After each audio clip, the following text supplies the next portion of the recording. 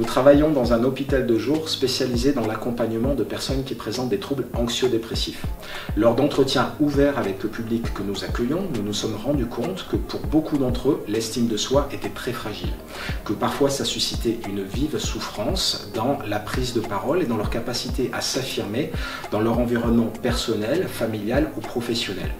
C'est dans ce contexte-là qu'on a réfléchi à un outil qui leur permettrait de travailler sur cette problématique.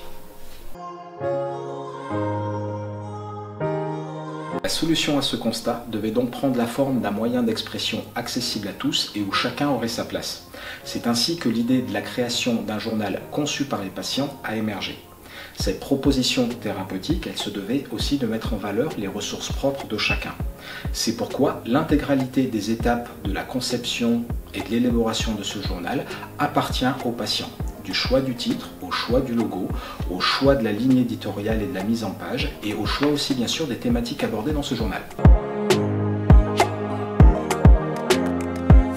Nous avons pu constater que l'intérêt thérapeutique de cette activité allait en fait bien au-delà de nos espérances. C'est-à-dire qu'il potentialise et met en valeur les aptitudes et les compétences de chacun tout en respectant leur singularité.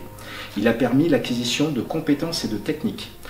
Tout ça, ça constitue des leviers de restauration narcissique qui sont extrêmement intéressants et efficaces. Nous y trouvons aussi enthousiasme, entraide et complémentarité.